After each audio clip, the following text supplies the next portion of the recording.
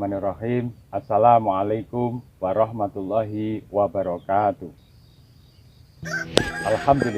Alhamdulillahirabbil alamin.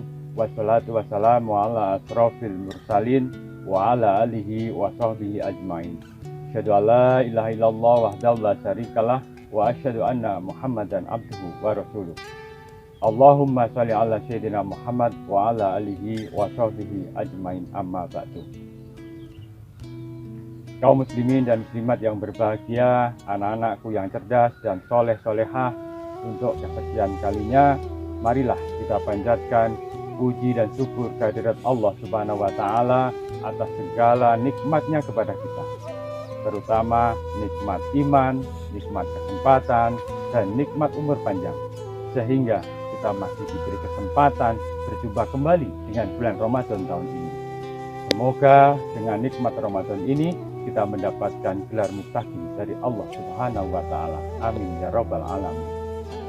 Salawat dan salam semoga tercurah kepada baginda Nabi Muhammad Sallallahu Alaihi Wasallam beserta keluarganya, sahabatnya, dan pengikutnya yang setia hingga akhir zaman.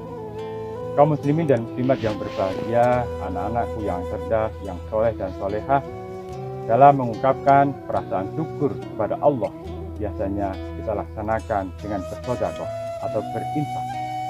Bersedekah terkadang selalu dikaitkan dengan hal-hal yang menyenangkan.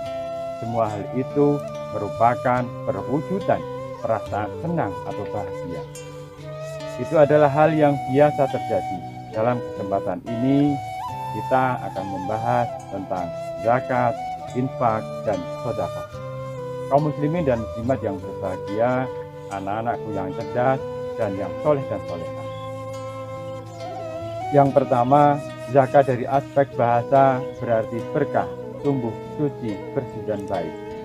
Sesuatu itu zakat berarti tumbuh dan berkembang.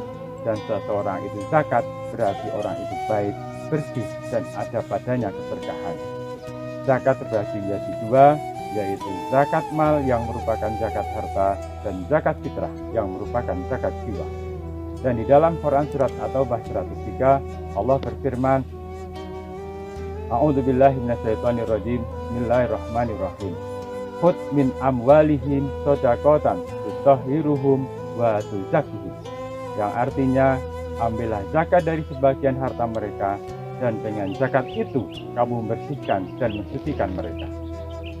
Maksud ayat tersebut adalah dengan mengeluarkan zakat akan menyuburkan pada hati manusia sifat-sifat kebaikan dan akan memperkembangkan harta mereka. Karena salah satu arti zakat itu adalah berkembang dan bertambah. Dan pada kenyataannya, seseorang yang mudah berzakat akan selalu dipandang masyarakat sebagai orang yang kaya, orang yang baik, dan orang yang jujur. Yang kedua, sedekah itu bersifat umum, karena kullu ma'rufin sedekah, muttafaqun alaih. Semua kebaikan bisa menjadi sedekah bagi pelakunya. Bahkan memberikan senyuman yang manis pada temannya, itu pun sedekah. Dan itu bisa dilakukan kapan saja, baik di kala susah maupun di kala senang. Karena sedekah itu pada prinsipnya memberikan kesenangan dan berbagi kebahagiaan pada orang lain. Dan pada kenyataan di masyarakat, manusia itu bisa sangat senang dan bahagia jika mendapatkan harta. Maka memberikan harta, memberikan kesenangan berupa uang atau harta lainnya, tentu itu menjadi sedekah yang paling baik di tengah-tengah masyarakat yang berkemiskinan. Yang ketiga, berbeda dengan sedekah yang bersifat umum. Adapun infak itu lebih bersifat khusus, yaitu mengeluarkan harta atau uang di jalan Allah Subhanahu wa taala. Di dalam Al-Qur'an yang terkait dengan kalimat infak selalu dikaitkan dengan sedekah harta atau uang. Infak secara bahasa artinya adalah keluar, habis, atau membelanjakan. Jadi orang yang berinfak artinya orang yang menghabiskan atau membelanjakan hartanya di jalan Allah Subhanahu wa taala. Namun manusia yang beriman tentu tidak perlu khawatir untuk berinfak karena akan habis hartanya. Sebagaimana janji Allah lewat Rasulnya yang bersabda, "Mana qasat shadaqatu min malin." Harta itu tidak akan berkurang karena disedekahkan. Hadis riwayat Muslim. Logikanya, karena yang diinfakkan tidak semua hartanya, namun hanya harta lebihnya saja, itu pun tidak semua. Maka tidak ada ceritanya orang yang berinfak akan jatuh miskin, dan tidak sopan rasanya kepada Allah untuk berinfak masih menunggu dari sisa hartanya. Pengeluaran harta atau infak di dalam Al-Quran ada 3 karakteristik. Yang pertama, wajib dan harus dikeluarkan dengan berpaku pada syarat dan ketentuan yang berlaku. Inilah yang disebut dengan zakat. Yang kedua, sesuatu yang bukan zakat dan hati tidak berat mengeluarkannya karena memang mudah, yaitu berinfak dikala senang atau ada kelapangan rezeki. Yang ketiga, infak yang tidak wajib tetapi hati berat mengeluarkannya. Inilah infak yang paling sulit, karena orang yang berinfak berada pada kondisi susah dan kesulitan rezeki. Namun ganjarannya sangat besar sekali. Gambaran dari karakteristik yang ketiga ini diungkapkan di dalam Quran Surat Ali Imran ayat 134 sebagai ciri khusus bagi yang bertakwa, yaitu berinfak dikala senang maupun susah. Masya Allah. Oleh karena itu, kalau kita lagi susah dan kesulitan keuangan, maka bersedekahlah atau berinfaklah.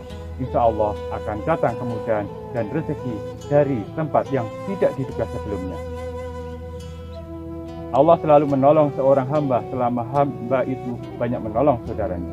Dan dalam hadis yang lain Rasulullah SAW juga bersabda, yang artinya barang siapa yang memberi kemudahan kepada orang yang mengalami kesulitan atau muksirin, maka Allah akan memberikan kemudahan kepadanya di dunia dan akhirat. Hadis riwayat Ibnu Majah. Dan kalau harta kita ingin berkembang dan bertambah, maka berzakatlah. Insya Allah harta kita akan bertambah. Dan kalau kita lagi kesulitan keuangan, maka bersedekahlah, berinfaklah. Karena Allah akan menolong kita. Insya Allah akan banyak teman datang membawa rezeki kepada kita. Yakinilah dan buktikan. Demikian yang dapat saya sampaikan.